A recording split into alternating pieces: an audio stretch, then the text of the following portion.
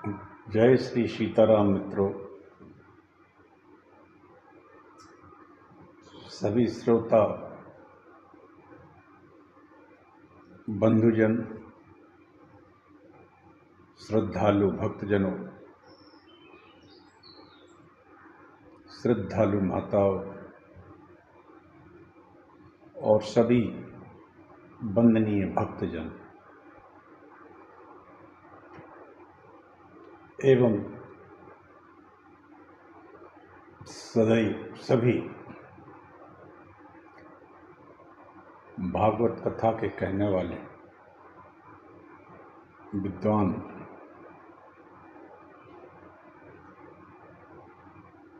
तपस्वी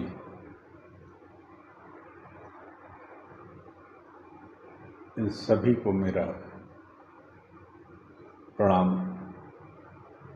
मैं डॉक्टर राजेंद्र मिश्रा टीकमगढ़ मध्य प्रदेश से शिव पुराण की कथा कह रहा हूँ। आप सब लोग शिव जी की कथा है, आप सुनिए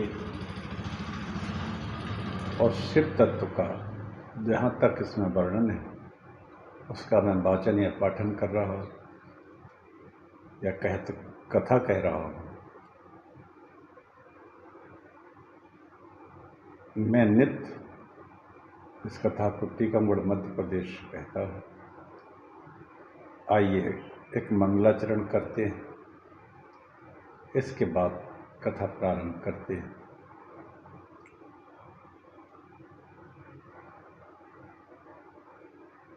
मैं एक रिटायर्ड चिकित्सा अधिकारी हूँ। मेरा फ़ोन नंबर है 9981870134। श्री गणेशाय नमः। तज बस तदर्थ भावना, अर्थ और भावना के साथ ही पाठ होना चाहिए।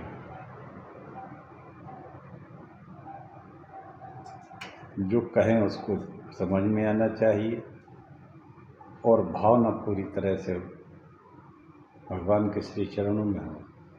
इसी के साथ पाठ करना चाहिए, पाठ सुनना भी चाहिए। चलिए एक छोटा सा मंगलाचरण करते, इसके बाद कथा प्रारंभ करते। नमोस्तु रामाय सा लक्ष्मणाय देव्यै च तस्यै जनकात्मजायै।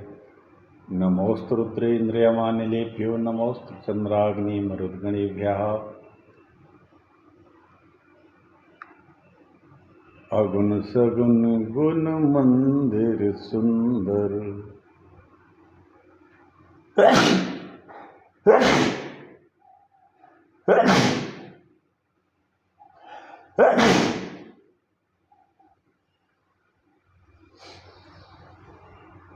अगुण सगुण गुण मंदिर सुंदर, भ्रमतम प्रबल प्रताप दिवाकर।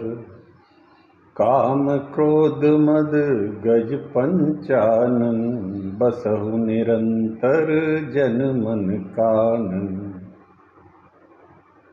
बसहु निरंतर जन मन कानन, बसहु निरंतर जन मन कानन।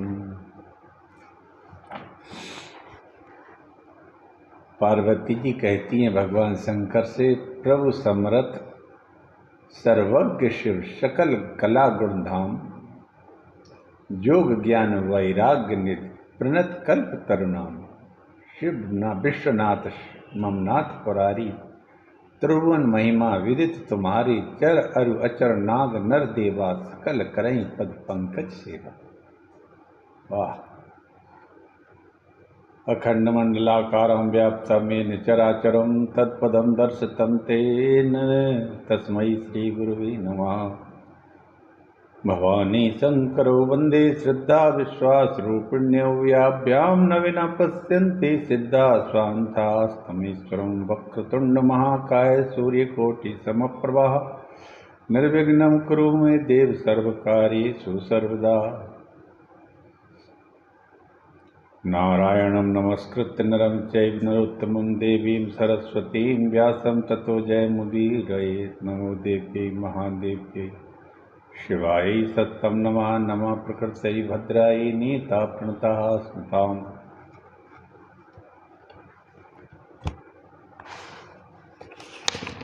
मित्रों,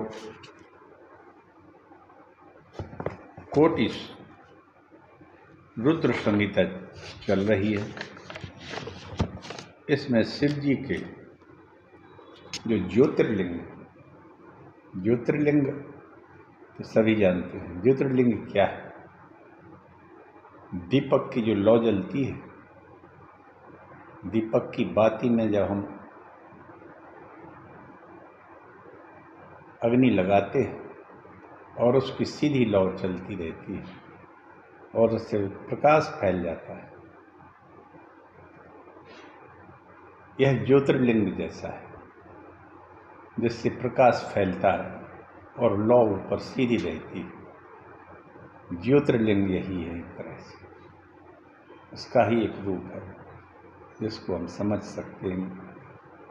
प्रतीक है प्रकाश का, ज्योति का, इसीलिए उनको ज्योतिर्लिंग कहते हैं। इस संसार में जितने भी संचय होते हैं उन सब का अंत क्षरण है, विनाश है। आप लोगों ने बड़े बड़े सम्राटों का, बड़े बड़े बादशाहों के बारे में इतिहास में पढ़ा और सुना होगा। आज ना तो उनका ये पता है कि उनका परिवार कहाँ है और ना ये पता है कि उनका वो राज्य कहाँ गया। बस इतिहास में जिसने जो कुछ लिख दिया उतना ही पता है। क्यों? मां शुचः पुरुष व्याघ्र कालस्य गतिरीद्यसि तद्विदानैः शोचन्ति बुद्धिमतो मनस्विनः। सर्वे क्षयन्त्यान्ता निश्चयः पतनान्तः समुच्छ्रयम्। संयोगा विप्रयोगान्ता मरणान्तं च जीवितम्। तस्मात् पुत्रेषु दारेषु मित्रेषु च धनवुच नाति प्रसंगा कर्तव्यो विप्रयोगे हितैर्दुर्गम। इस संसार में जितने संचय हैं उनका अंत विनाश के रूप में हो जाता है। अत्यंत उत्थान हो जाता है तो उसके बाद उसका पतन निश्चित है, चाहे वो किसी रूप में हो। क्यों? क्योंकि उत्थान करते करते एक जगह एक स्थान ऐसा आ जाता है जहाँ से फिर ऊपर जाना और ऊपर जाना कठिन है। इसी तरह से जीवन का अंत मरण है, संयोग का वियोग है। अतः इन सब से मुक्ति पाने के लिए हम प्रभु भगवान शिव की शरण में चलें, जो संपूर्ण लोकों में समर्थ हैं। इसलिए शोक बुद्धि को त्याग योग बुद्धि में ध्यान लगाना चाहिए और शंकर की शरण में रहे, भगवान शिव का उच्चारण करें, प्रभु श्री राम का निरंतर चिंतन करते रहे। आत्मा से आत्मा में, मन से मन को संपूर्ण लोकों में समर्थ श्री हरि के चरण में रहे, शरण में रहे। ब्रह्म सत्वं देवता दिव्यम स्त्रीणां बालधनम च दत्तम तरतियो भूया इष्टै स विनश्यति। मित्रों, आज की इस वर्तमान युग में या इस व्यवस्था में ब्राह्मणों का बड़ा अपमान करने में आनंद आता है, राजनीतिक पार्टियों को। और इससे संभोधन को लगता है कि उनका वोट अधिक मिलेगा। लेकिन और देवताओं को, सनातन देवताओं को के बारे में भी गलत बोलना एक, अभी तो ब्राह्मणों तक ही सीमित था, अब तो धर्म पे आ गई है बात। कोई राम को, कोई कृष्ण को, और यहाँ तक कि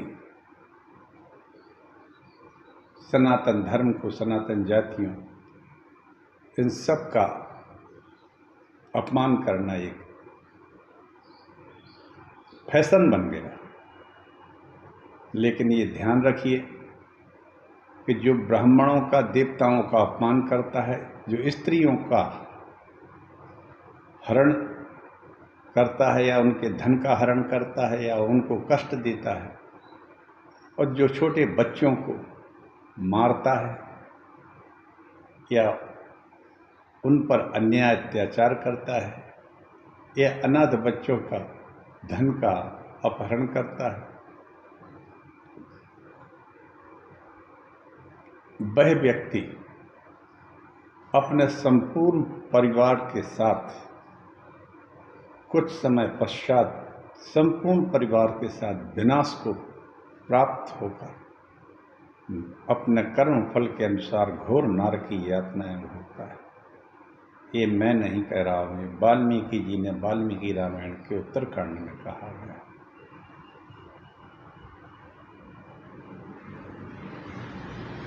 इसलिए हमें कभी भी किसी के भी, बच्चे हों, स्त्री हो, देवता हो, ब्राह्मण हो, किसी के भी धन का अपहरण नहीं करना चाहिए, न किसी को लूटने की इच्छा करे और न लूटे, क्योंकि ये सब अंत में इनका परिणाम विनाश होता है। इसीलिए कहा गया है विनाश काले विपरीत बुद्धि।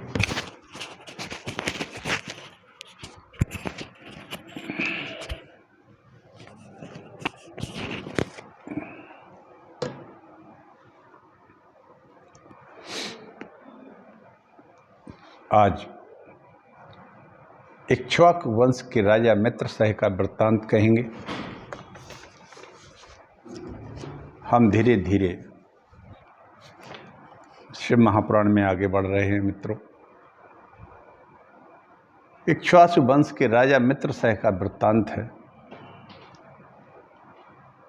इक्ष्वाकु वंश भगवान श्री राम जी के वंश है।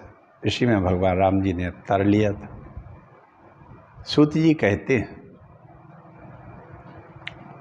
हे ऋषियों, इक्ष्वाकु वंश के राजा मित्रसह की पत्नी का नाम मदयंती था। एक समय राजा ने संतों को कष्ट देने वाले राक्षस कमठ को मार डाला। इससे उस राक्षस का भाई अपने भाई की मृत्यु का बदला लेने को छल से राजा के यहाँ नौकर बन के आया।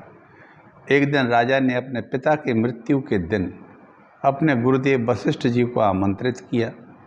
तब उस रसोइया बने राक्षस ने वशिष्ठ जी के आगे भोजन के थाल में मांस को परोस दिया।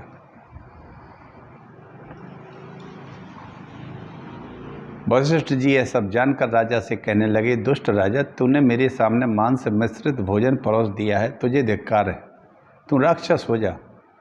जब वशिष्ठ जी ने जाना कि यह राक्षस का कर्म था तो शाप की अवधि 12 वर्ष कर दी। राजा भी वशिष्ठ जी को शाप देने लगा, किंतु रानी के कहने से उसने उस जल को अपने पैरों पर डाल लिया, जिससे उसका नाम कलमासपाद हो गया। वशिष्ठ जी द्वारा शापित होने पर राजा राक्षस होकर वन में पशु पक्षियों मनुष्यों को खाने लगा। एक दिन उसने एक स्त्री पुरुष के जोड़े को देखा और स्त्री के मना करने पर भी आज उसने आदमी को खा लिया। उसकी स्त्री उसकी अस्थियों के साथ रह यह करके कि तुम भी अपनी स्त्री के पास जाएगा तो मृत्यु को प्राप्त हो जाएगा, और सती हो गई। 12 वर्ष बाद शाप की अवधि समाप्त हो गई। राजा अपने नगर में आया। रानी मदयंती से समागम करने को मन बनाया, परंतु रानी ने शाप को याद दिलाकर कि समागम करने के निमित्त निवारण किया।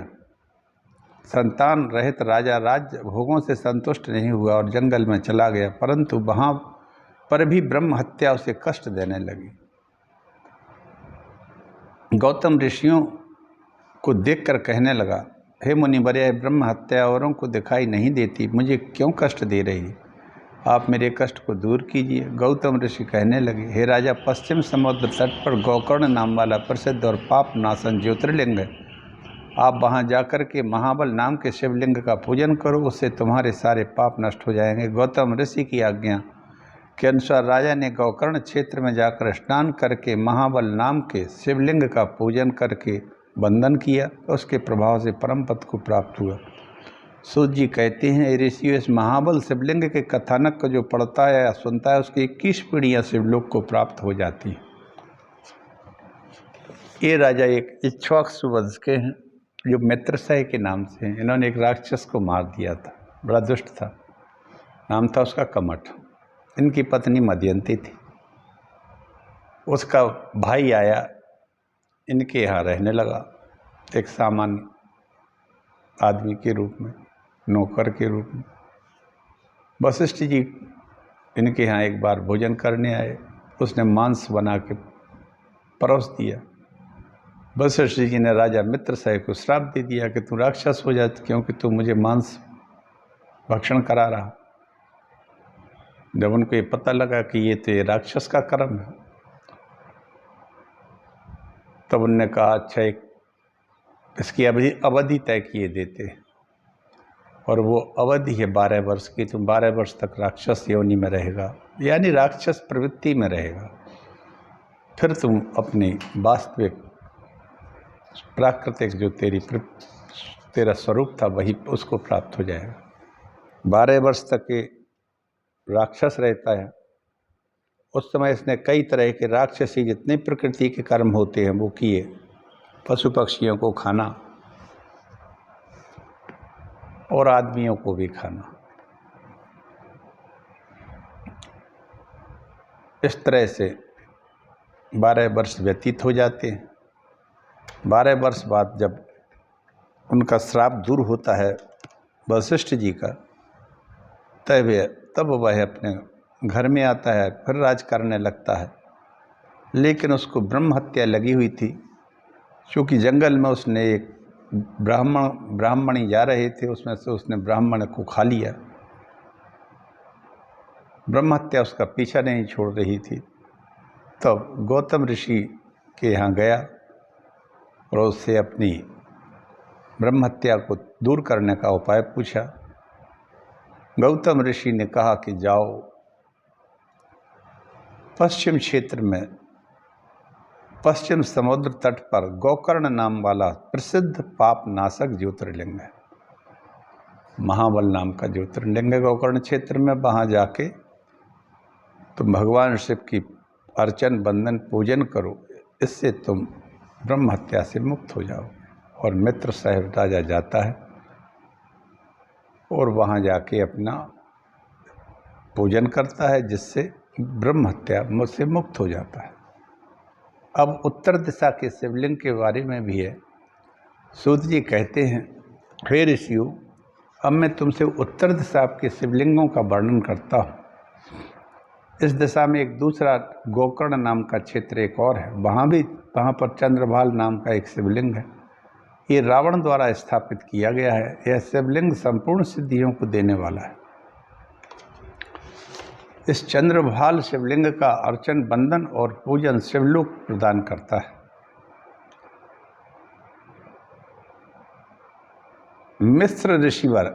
मिश्रश्री तीर्थ पर दधीची नाम का शिवलिंग है। वहाँ पर जाकर स्नान कर दधीचेश्वर शिवलिंग तथा दधीची ऋषि के श्री विग्रह का दर्शन, पूजन करने से अनेकों भोगों की प्राप्ति होती है तथा परलोक में सदगति को प्राप्त होता है। नैमिषारण्य में ऋषियों द्वारा स्थापित ऋषीश्वर नाम के शिवलिंग का दर्शन, अर्चन, पूजन मुक्ति दाता है। हत्या का हरण, तीर्थ पर पाप नाशक शिवलिंग, कोटि हत्याओं का नाशक। देवप्रयाग तीर्थ ललितेश्वर शिवलिंग पाप नाशक है। प्रसिद्धपुरी में पशुपतीश नाम का शिवलिंग कामनाओं की पूर्ति करने वाला है। इसी के पास में मुक्तिनाथ शिवलिंग पाप नाशक व कामना पूर्ति करने वाला है। हे ऋषि, इस प्रकार मैंने तुमको उत्तर दिशा के शिवलिंग का वर्णन सुना दिया। ऋषि कहते हैं, सूत जी, अब आप हमें यह बताने की कृपा करें कि शिवप्रिया पार्वती को वाण रूपा क्यों कहा गया है। सूत जी कहते हैं, पहले दारुक वन में शिव के ऋषिगण रहते थे।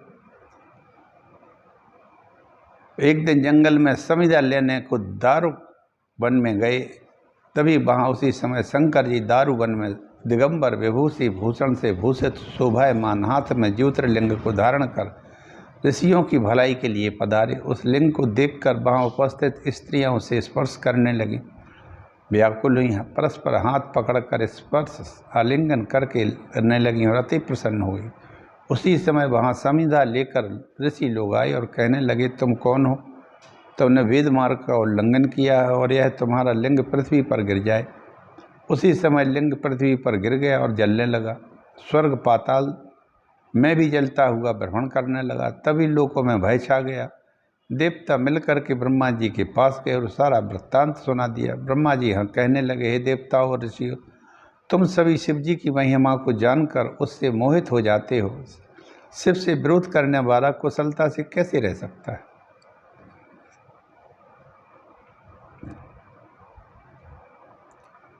अब देखिए, यहाँ पर शिव जी अपने शोभायमान हाथ में ज्योतिर्लिंग को धारण कर ऋषियों के भलाई के लिए पधारे। शिव जी स्वयं हाथ में एक ज्योतिर्लिंग लिए थे और उसको लेकर ऋषियों के यहाँ पधारे।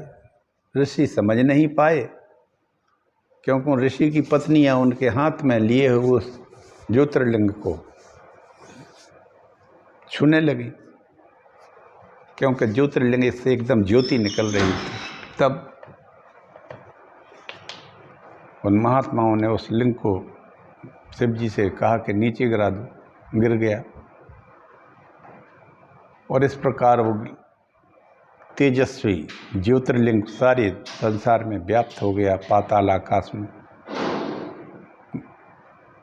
ब्रह्मा जी कहते हैं, वृद्ध एवं शिवम देवम कुशलम कहा समीहते, मध्याह्न समय यो वै न तिथि च परामृतेश, तस्यैव सुकृतम नीत्वा स्वेयं च दुष्कृतम पुनः, संस्थाय चाति तिथिरेयाति किम पुनः श्रेयोमेव वा।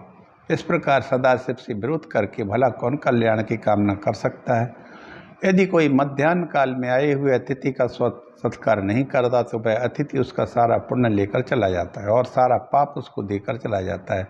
फिर शिव जी के विषय में तो कहना ही क्या है। ब्रह्मा जी कहते हैं, देवताओं, अब आप सभी देवी पार्वती की आराधना करो। पार्वती साक्षात योनि रूप हो जाए तो शिवलिंग स्थिरता को प्राप्त हो जाएगा। अब आप अष्टदल कमल बनाकर के अंकुरों सहित उसमें घट भर करके शिव का स्मरण कर उसकी पूजा करो। फिर सतरुद्रीय मंत्रों से उस कलश के जल से लिंग को स्नान कराकर फिर योनि रूपा पार्वती और बाण को स्थापित करके वहाँ उस लिंग को स्थापित कर मार्जन करो। फिर दीप धूप सुगंधि चंदन नैवेद्य आदि से शिव को संतुष्ट करो। ब्रह्मा जी के कथनानुसार देवता शिव जी का पूजन कर कहने लगे, हे प्रभु, आप ही संसार के कर्ता पालन और अविनाशी हुए। प्रभु, आप शांत होकर के तीनों लोकों का, सारी सृष्टि का कल्याण करो। सारे देवता अनेक प्रकार से स्तुति करके शिव जी को प्रणाम करने लगे। देवताओं की विनती सुनकर शिव जी कहने लगे, यदि मेरा ज्योतिर्लिंग योनि रूप से धारण किया जाए तो सुख प्राप्त होगा। पार्वती जी के बिना कोई मेरा ज्योतिर्लिंग धारण नहीं कर सकता है। पार्वती द्वारा धारण किया लिंग ही शांति को प्राप्त होगा। उपरोक्त विधि से श्रेष्ठ ज्योतिर्लिंग की स्थापना कर शिव जी को प्रसन्न किया। उस योनि रूप पार्वती के लिंग को स्थापित होने पर सब तरफ आनंद छा गया। यह शिव पार्वती की प्रतिमा हाट के इस नाम के जगत में प्रसिद्ध हुई। इसके पूजन अर्चन बंधन से सभी प्रकार के सुखों की प्राप्ति होती है और परलोक में परम मुक्ति होती है, इसमें कुछ संदेह नहीं है। शिव जी की पुरुष रूप और पार्वती प्रकृति रूप है। सूत जी कहते हैं, महर्षियों, समुद्र के गर्त का आश्रय करके अंधकासुर ने तीनों लोकों को जीत के अपने बस में कर लिया था। प्रजा को कष्ट दिया, उसी गर्त में प्रवेश कर गया देवता और संतों ने भगवान शिव के श्री चरणों में अपना कष्ट निवेदन किया। उनकी विनती सुनकर शिव जी कहने लगे, तुम सेना लेकर चलो। उस गर्त के पास जाकर उस गर्त से निकले असंख्य दैत्यों के साथ देवताओं का भीषण युद्ध हुआ। शिव जी की कृपा से देवता दैत्यों पर भारी पड़ने लगे। एक अंधकासुर गर्त में जाने लगा। उस भयभीत दैत्य को शिव जी ने अपने त्रिशूल से मार दिया। मरते समय दैत्य ने प्रार्थना की कि हे प्रभु, मैंने सुना है कि आपका दर्शन करके मनुष्य आपके सदृश हो जाता है, तो मेरे ऊपर भी कृपा करो। शिव जी प्रसन्न हो गए और उन्होंने कहा, अंधकासुर, तो तुम वर मांग ले। अंधक बोला, आप मुझ पर यदि प्रसन्न हो तो मुझे अपनी भक्ति दीजिए और यहीं पर स्थिर हो जाइए। सूत जी कहते हैं, शिव जी उसे गर्त में डालकर संसार के हितार्थ अंधकेश नाम वाले ज्योतिर्लिंग के रूप में स्थित हो गए। जो इस ज्योतिर्लिंग की 6 मास तक पूजा करता है वह देवलोक या देवालक माने पुजारी कहलाता है। उसकी सभी मनोकामनाएं पूर्ण हो जाती है। ये अंधकेश्वर से ज्योतिर्लिंग की कथा हमने आपको सुनाई। हाटकेश नाम के ज्योतिर्लिंग की कथा सुनाई। उत्तर दिशा के शिवलिंग। ऋषि पूछते हैं, सूत जी, देवलोक किसे कहते हैं? संसार के हितार्थ आप हमें इसका अर्थ तो बताएं। सूत जी कहते हैं, दधीचि नामक ब्राह्मण को शिव पूजा का बड़ा शौक था। वह वेदों में पारंगत थे। उसका सुदर्शन नाम वाला पुत्र भी पिता के लक्षणों जैसा था, परंतु उसकी दुकूला नाम की पत्नी दुष्ट कुल में उत्पन्न हुई थी। एक दिन दधीचि नाम का ब्राह्मण अपने समाज के लोगों के साथ अन्यत्र चला गया। अपने पुत्र से कहा गया, पुत्र, तुम शिव जी की पूजा नियम से प्रमाद रहित होकर करना। पुत्र नित्य प्रतिदिन पूजा करने लगा। शिवरात्रि आने पर व्रत रखा। शाम को पूजा करके देववशात घर चला गया। रात को स्त्री प्रसंग के पश्चात बिना स्नान किए ही पूजा कर दी। इससे शिव जी क्रोधित हो शाप देने दिया कि जानकर भी तूने ऐसा पाप किया है कि बिना स्नान किए पूजा कर दी। तू मुझे स्पर्श करने के योग्य नहीं है। दूर से ही दर्शन कर ले, तू जड़ता को प्राप्त हो जाएगा।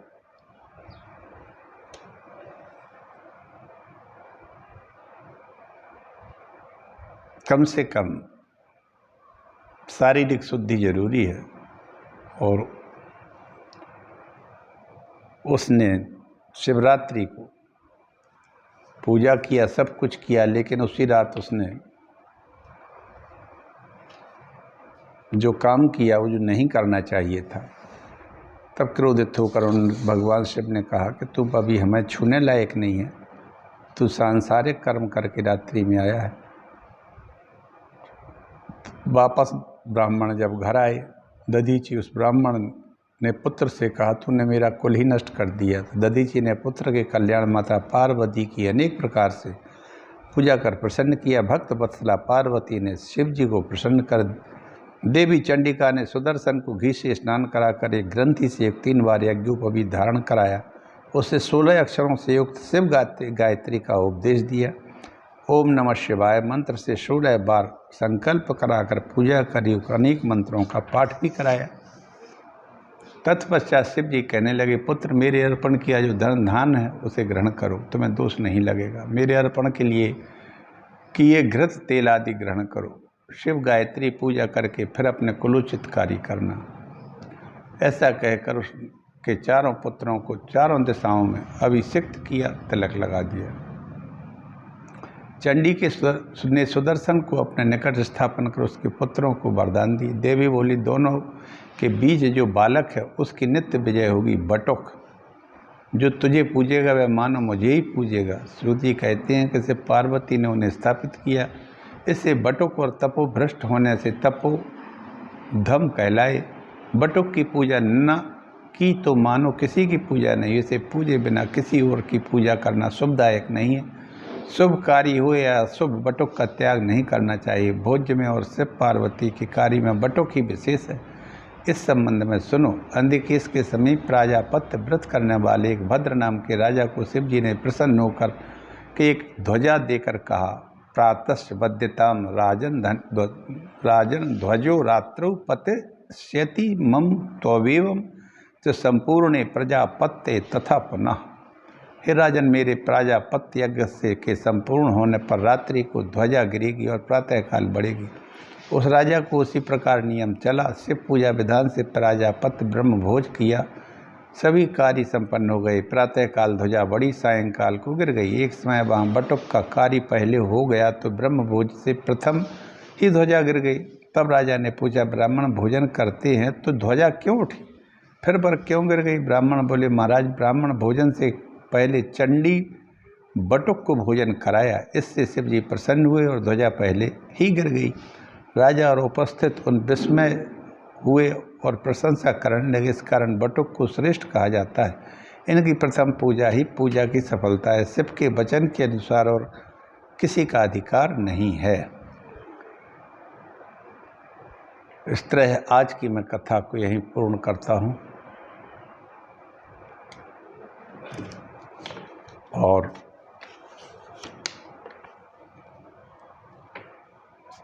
आगे की कथा मैं कल कहूँगा। मित्रों, जय श्री राम। कल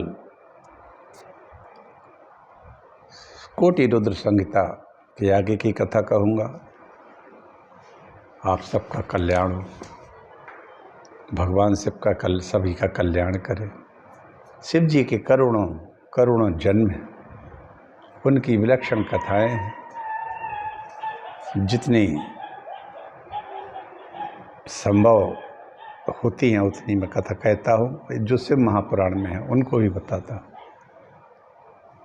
ओम नमः शिवाय, जय महाकाल, हर हर महादेव। सभी को भगवान शंकर की कृपा बनी रहे। जय श्री राम।